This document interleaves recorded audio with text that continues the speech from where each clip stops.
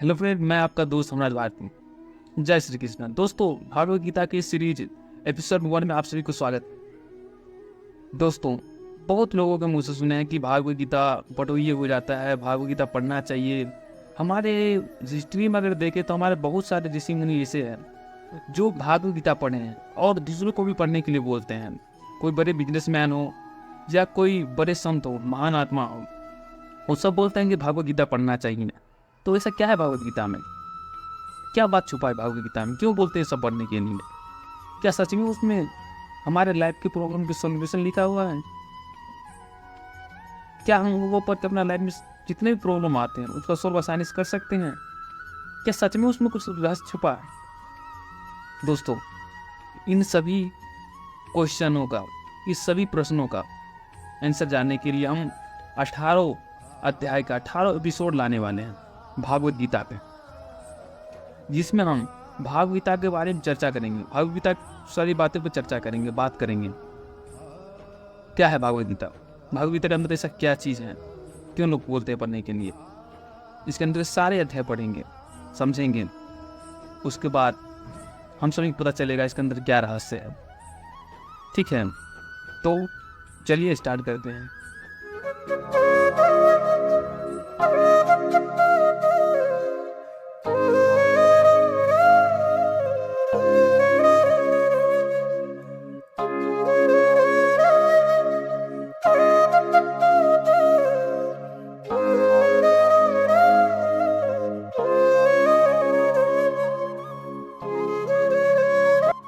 Hello friends, जय श्री कृष्णा। दोस्तों, दृश्य कुछ ऐसे हैं कि एक तरफ अर्जुन के सारे सैनिक खड़े हुए हैं, दूसरी तरफ दुर्योधन के सारे सैनिक खड़े हुए हैं, एक दूसरे को टकराव पे हैं। ठीक है ना? तो होता है क्या कि युद्ध का ऐलान होने वाला है। महल में धृतराष्ट्र बैठे में, जो कि दुर्योधन के पिता, ठीक है, उनके साथ एक सैनिक हैं, सचिव हैं, उनका नाम है संजय। अब संजय के बारे में थोड़ा मैं बता दूं आपको। उनको ऐसा वरदान है कि उसके पास दिव्य दृष्टि है। ठीक है, जैसे अभी CCTV कैमरा है ना, उसी तरीका से दिव्य दृष्टि उनके पास है कि वो कहीं पर भी बैठे रहे, बट अगर वो चाहे तो दूसरी जगह का ना आँख बंद करके वो चीज़ें देख सकते हैं। ठीक है, तो धृतराष्ट्र बोलते हैं, हे संजय, मेरे पुत्र और पांडवों के पुत्र दोनों जो लड़ाई होने वाला है युद्ध स्थल में, उसके बारे में बताओ, वहां पर क्या हो रहा है। ठीक है, तो संजय बोलते, जो इच्छा राजन, जो आज्ञा राजन। तो क्या करते हैं, अपने आप इसे बंद करते हैं और ध्यान नहीं लगते, और दिव्य दृष्टि से देखते हैं क्या कि दुर्योधन अर्जुन के सभी सैनिकों को देखकर, इनकी व्यूह रचनाएं को देखकर अपने गुरुओं को पा जाते हैं। दुर्योधन अपने गुरु द्रोणाचार्य के पास जाते हैं और उनको बोलते हैं कि हे आचार्य, देखिए आपके प्रिय शिष्य, आपके बुद्धिमान शिष्य द्रौपद कितने अच्छे से व्यूह रचना बनाए हैं।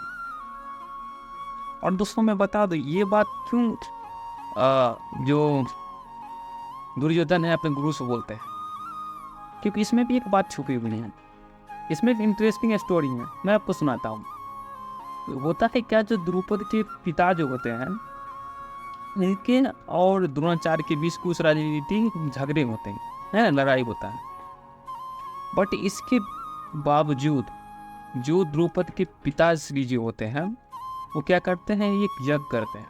ठीक है, तो उससे उसको एक मतलब वरदान मिलता है क्या कि तुम्हारा बेटा जो है, तुम्हारा पुत्र जो है, वो द्रोणाचार्य का वध कर सकता है, उसके पास ही वो शक्ति है। ठीक है, अब इंटरेस्टिंग बात ये है कि उसके कुछ दिनों के बाद क्या करते हैं कि जो द्रौपद के पिताश्री जो होते हैं, वो क्या करते हैं, अपने बेटे को शिक्षा के लिए, युद्ध शिक्षा के लिए द्रोणाचार्य के पास भेजते हैं।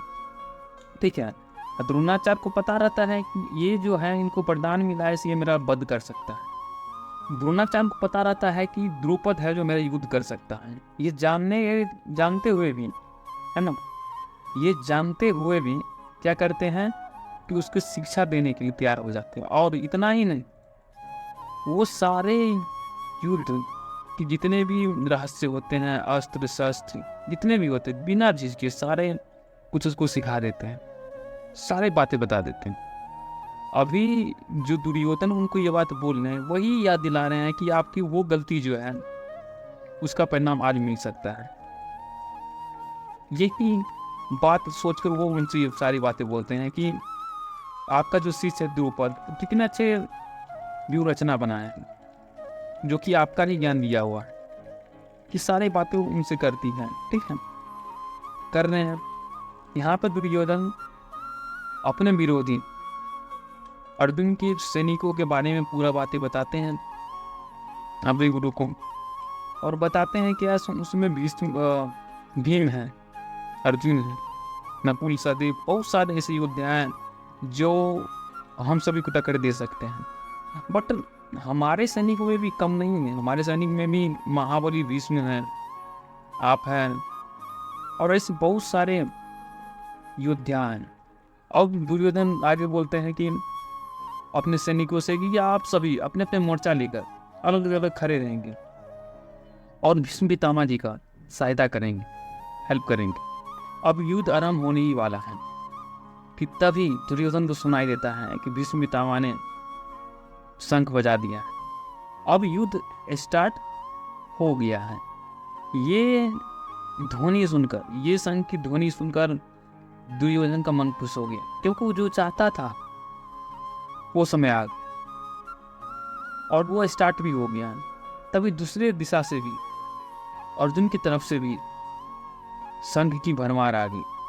वहाँ भी श्री कृष्ण जी ने अपने शंख बजाए, भीम बजाए, नकुल सहदेव सभी ने अपने अपने शंख को बजाया। पूरे आसमान में शंख की आवाज़ ध्वनि गूंज रहा है।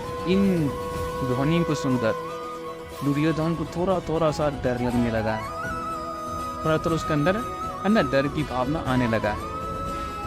अभी सोच रहे हैं कि इतने ध्वनि, इतना कुछ, तो मन में थोड़ा व्याकुलता आने लगा है थोड़ा।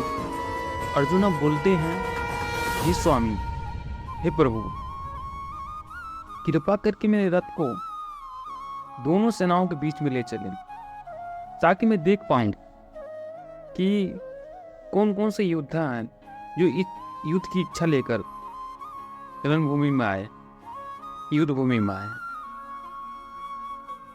तो श्री कृष्ण जी रथ को ले जाते हैं और दोनों योद्धाओं, दोनों सैनिकों के बीच में रथ को खड़ा कर लेते हैं। उसके बाद होता है क्या, जो अर्जुन होते हैं वो देखते हैं सामने में, तो उनके सामने में दृश्य क्या होता है कि उनके जो चाचा जी हैं, मामा जी हैं, उनके जो शुभचिंतक हैं, सभी कोई युद्ध के लिए खड़े हैं। ये देखकर उनकी हाथ पांव कांपने लगते हैं, वो करुणा से भर जाते हैं। वो सोच रहे हैं कि ये इन सब से मैं कैसे लड़ाई करूं, इन सबको कैसे मैं वध करूंगा, इन सब से लड़ाई मैं कैसे कर पाऊंगा, युद्ध कैसे कर पाऊंगा। ये सब सोचते हुए वो चिंतित होते जा रहे हैं। अब अर्जुन पूरा भावविह्वल हो चुके हैं, करुणा से भर चुके हैं। उनकी आंखों आंसू जैसे भर गया है, इनकी दोनों सांसें गिर गया है। यह सब देखकर अर्जुन कृष्ण के बोलते हैं, हे परमपिता, हे पुण्यात्मा, मेरा पूरा शरीर कांप रहा है, मेरा सर चकरा रहा है, मैं अपने पूरे वंश को सामने देख रहा हूँ जो कि युद्ध इच्छा से आए हुए हैं। मुझे इन सभी को मारकर क्या मिलेगा, उस राज का क्या मैं करूँगा जो मैं उसके लिए ही जीतना चाहता हूँ। जब वो ही नहीं रहेंगे तो उस राज का मैं क्या करूँगा। मैं इन सभी को मारकर पाप का भागी नहीं बनना चाहता। इन सभी को पता नहीं है कि लोभ में वो ये सब कर रहे हैं, लोभ में वाव विवोर होकर वो लड़ने आ गए हैं, लड़ने के इच्छुक हो गए। बट हमें तो पता है ना, हमें तो पता है ना क्या सत्य है, क्या असत्य है, क्या सही है, क्या गलत है। तो फिर क्यों हम इस पाप में लीन हो, क्यों हम युद्ध करें? मुझे ऐसी राज्य नहीं चाहिए कि अपनों को मारकर मुझे मिले। अर्जुन पूरा भाव विभोर होकर बोलते हैं कृष्ण से, हे स्वामी, हे प्रजापति, प्रभु, मैंने गुरुओं से सुना है कि जो अपने वंश, अपने धर्म वंश को नष्ट करके कोई राज अर्जित करता है, कोई धन अर्जित करता है, तो वो निश्चय ही नरक में जाता है। तो मैं क्यों ऐसा करूं? मैं क्यों इन सभी को मारूं? भले ही वो मुझे मार दे, लेकिन मैं ऐसा पाप नहीं करने वाला हूँ। इसके बदले मुझे पूरा तीनों लोग ही मिल क्यों न जाए, फिर भी मैं ये पाप नहीं करूँगा। मेरा मन पूरा काँप रहा है, मेरा हाथ, उंगलियों कोई कुछ काम नहीं कर रहा है। प्रभु, मैं ये नहीं कर सकता, मैं इन सभी से लड़ाई नहीं करूँगा।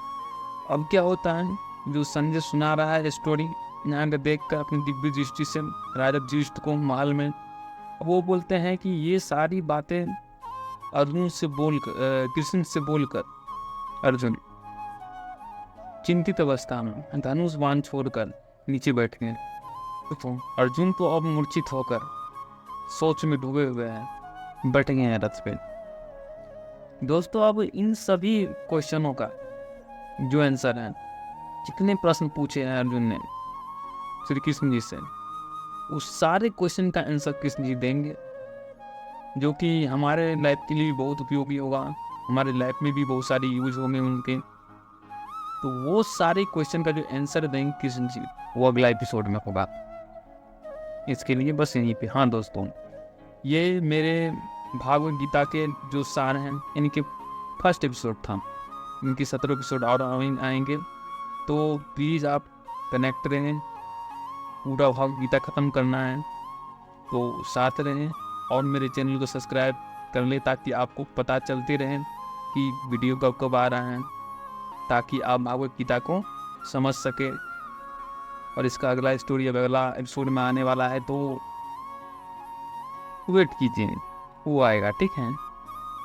तो नमस्कार दोस्तों, जय श्री कृष्णा। आप सभी को पूरे वीडियो देखने के लिए दिल से धन्यवाद और जय श्री कृष्णा।